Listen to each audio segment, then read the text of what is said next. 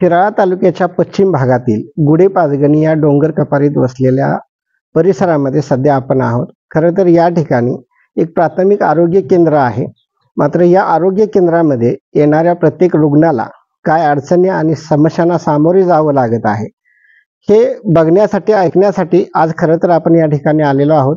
आपल्या सोबत या परिसरातले काही या दवाखान्यात येणारे रुग्ण आहेत. आपण आता त्यांच्याशी बोलूया.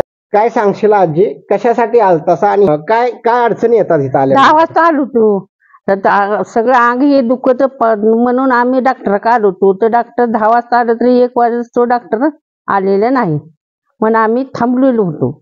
मग दवाखान्यात दुसरं कोण असते का नाही? ते नर्सिनी आहेत, तेच मी काय दवा गोळ्याचं काय कळतंय का? ते डॉक्टर असल्याशिवाय ते दे म्हणेल तेवढंच देते ती. डॉक्टर कधी येतो म्हणतात किंवा काय? डॉक्टर म्हणते कसं इथं 10 वाजता करते येतच नाही.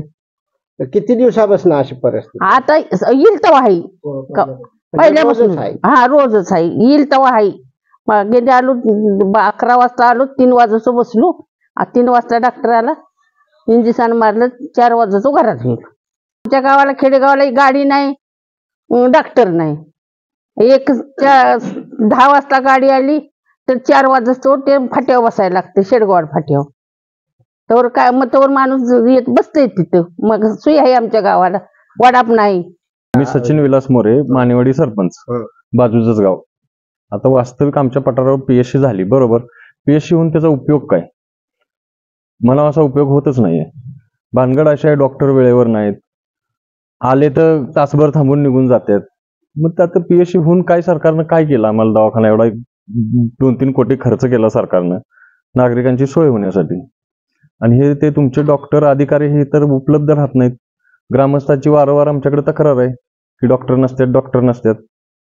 त्यात भानगड अशी आहे, गावापासून पाचगणीपासून जरी झाला तर पाचगणीपासून ही दवाखाना 1.5 किलोमीटर लांब आहे, मानेवाडीपासून 2 किलोमीटर लांब आहे. आता वृद्ध माणसं आमच्याकडं सगळी मोठी म्हणजे करती माणसं सगळी मुंबईला. वृद्ध माणसांनी इथवर चालत यायचं, परत डॉक्टर नाही म्हणून परत चालत जायचं, पूर्ण दिवस खराब त्यांचा.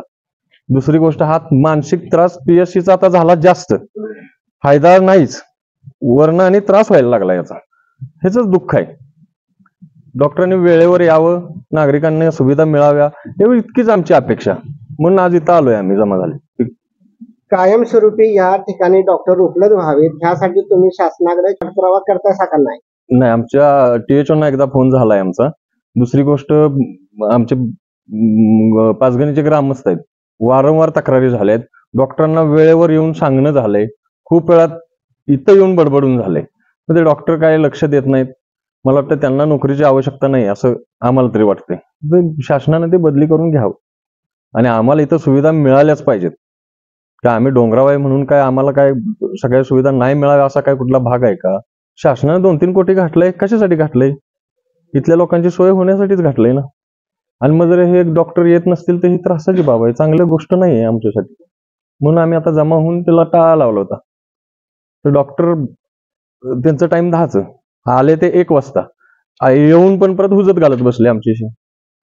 तुम्ही टार्गेट करताय, हे करताय, ते करताय, ह्या गोष्टी चुकीच्या आहेत.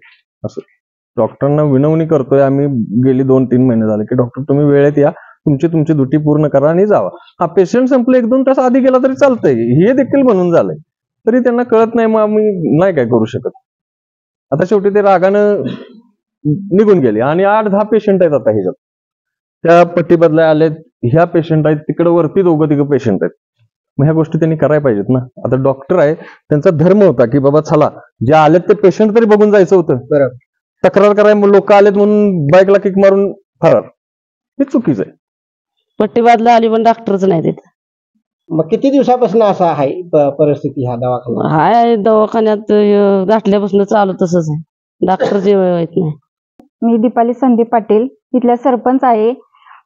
त्या डॉक्टरांना निवेदन वगैरे सर्व केलं तरी ते वेळेवरती टायमिंग वरती येत नाहीत.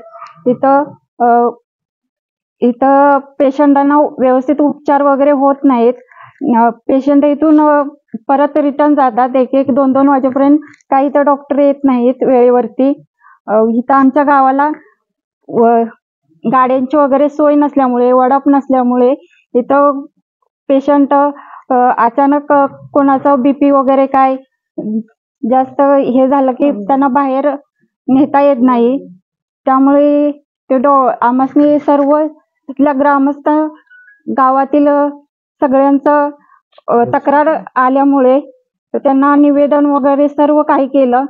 सर्व त्यांची चौकशी वगैरे केली तरी ते वेळेवर त्यांना सांगून 2-3 वेळा सांगून सुद्धा ते वेळेवरती येत नाहीत. मी संदीप किसन पाटील, माझं गाव पाचगणी आहे आणि माझ्या मिसेस या गावच्या सरपंच आहेत. आम्ही गेले 6 महिन्यापूर्वी हे 2 वर्ष हॉस्पिटल आरोग्य केंद्र उद्घाटन होऊन 2 वर्ष धूळखाट पडलं होतं. पण आम्ही सर्व ग्रामस्थ ग्रामपंचायतीत प्रयत्न करून 6 महिन्यापूर्वी आरोग्य केंद्र चालू केलं.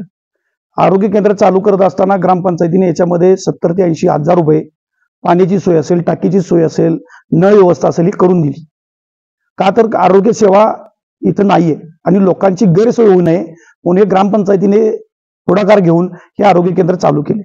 पण या ठिकाणी तिथे डॉक्टर म्हणून वेळेवरती येत नाही. ते आम्ही प्रवीण पाटील सरांना, जे माझे THO आहेत, जे आता नाही आहेत, त्यांना आम्ही 3 ते 4 वेळा ही तक्रार दाखल केली. त्यांनी काही लक्ष दिलं नाही. नंतर आम्ही सांगलीचे DHO वाघ साहेबांना आम्ही तक्रार दाखल केली. त्यांनी याच्यावरती थोडं लक्ष घालून आले नवीन पाटील म्हणून एक THO आहेत, त्यांनी 28 तारखेला त्यांनी याची चौकशी करून या तिथे डॉक्टरनी त्यांना लिहून दिलं की मी आता या आरोग्य सेवेमध्ये सकाळी 10ला ते संध्याकाळी 5 सेवा देईल. पण त्या दिवशीपासून सुद्धा त्यांनी ती सेवा दिलेली नाही. नागरिकांना कशी सुविधा मिळाल्या पाहिजेत ते जर बोला गेले तर ते तुम्ही याचे भोग भोगाल आणि तुम्हाला मी या दाखवतो अशी उद्धट वातावरण करतात. शासनाने यांचा विचार करून 100% त्यांची बदली करायची, काय करायचं हा शासनाचा प्रश्न आहे. पण आम्हाला इथे तत्काळ डॉक्टर उपलब्ध करून द्यावा, नाहीतर उद्या आम्ही मानेवाडी, गुडे, पाचगणी या तिन्ही ग्रामपंचायती आणि ग्रामस्थांच्या वतीने तहसीलदार, police station, THO, DHO Sangli यांना निवेदन देऊन जर आम्हाला दुसरे डॉक्टर उपलब्ध करून दिले नाही तर आम्ही इथे उपोषणाचा मार्ग स्वीकारणार आहे, हे आम्ही सर्व ग्रामस्थांनी ठरवलेलं आहे. सुमारे 3 कोटी रुपये खर्च करून जे आरोग्य केंद्र इथं उभारण्यात आलेलं आहे, मात्र या आरोग्य केंद्रात जर डॉक्टरच उपलब्ध नसतील तर इथल्या या परिसरातल्या रुग्णांना आरोग्य सेवेचा लाभ मिळणार कसा, हा सगळ्यात मोठा प्रश्न आहे. खरं तर त्या वैद्यकीय अधिकाऱ्यांची तातडीने बदली करावी, अन्यथा आम्हाला उपोषणाचा किंवा आंदोलनाचा मार्ग स्वीकारावा लागेल, अशा पद्धतीच्या ज्या भावना आहेत त्या या ग्रामस्थांच्या परिसरातल्या रुग्णांच्या वतीनं व्यक्त करण्यात आलेल्या आहेत.